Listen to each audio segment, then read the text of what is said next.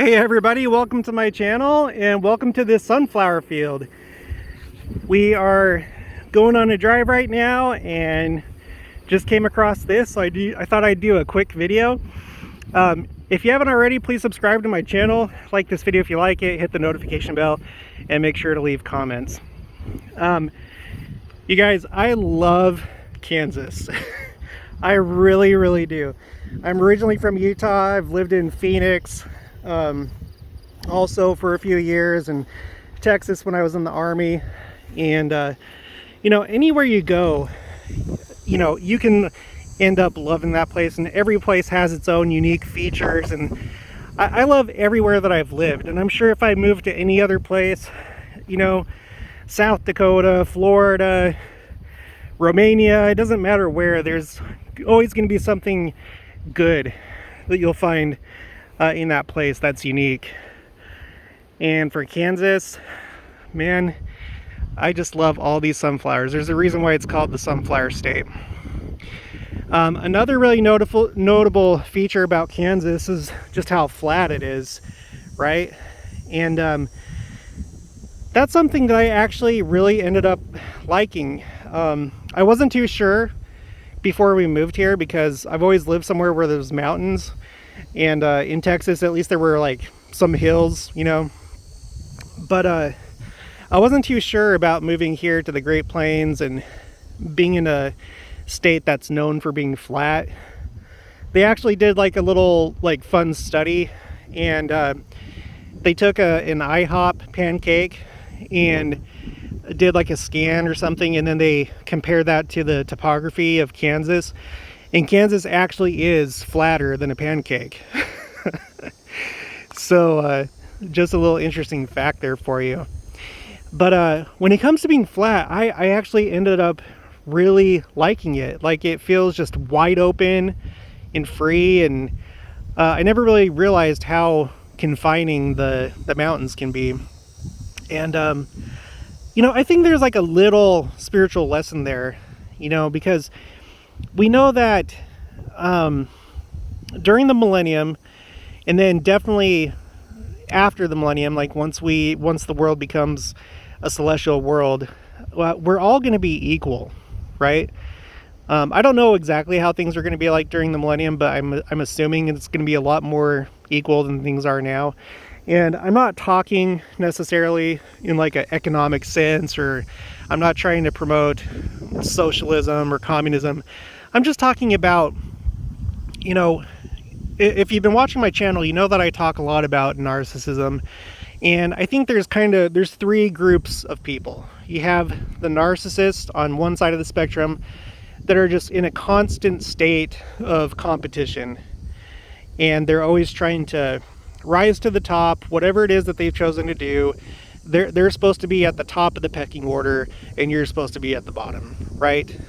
And then you have the middle group of people. So I think that like toxic people and narcissists are probably telestial level people, and that's the way that they operate. It's based on competition and being better and having power and control. And then you have the middle group that's just kind of like half and half people. They don't really have very strong principles, but they're not as bad as narcissists. They just kind of like conform to whatever the prevailing environment is. And then you have the empaths, or those that have love and care and well, charity, the pure love of Christ. And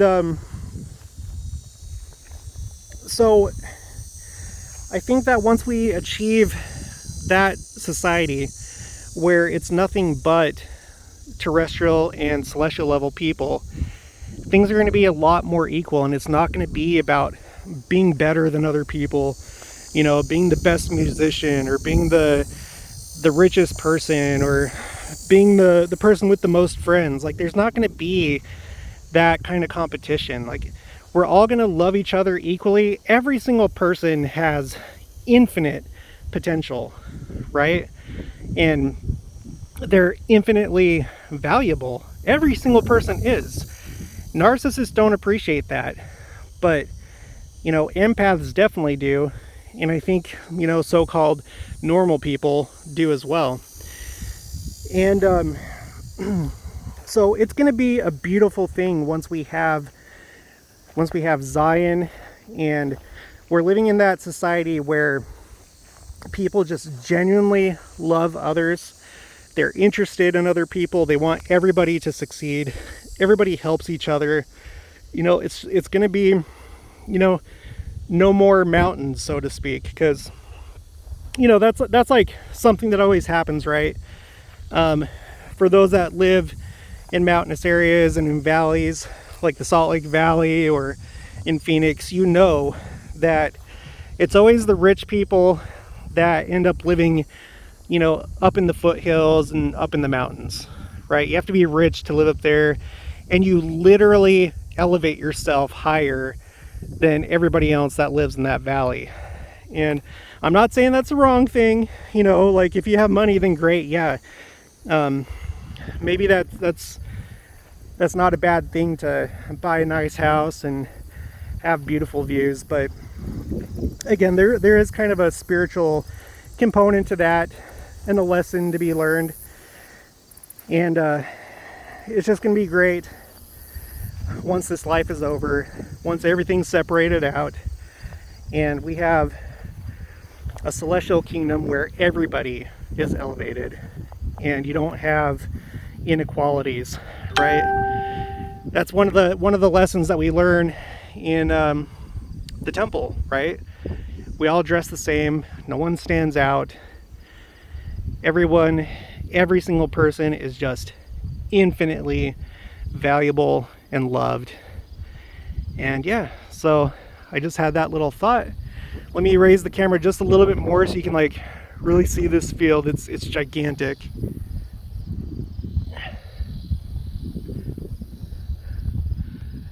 I just think that's so cool. I love it so much. So blessed to live here. So if you haven't already, please subscribe, like this video if you like it, hit the notification bell, leave comments. I'd love to hear what you have to say, and I'll talk to you later.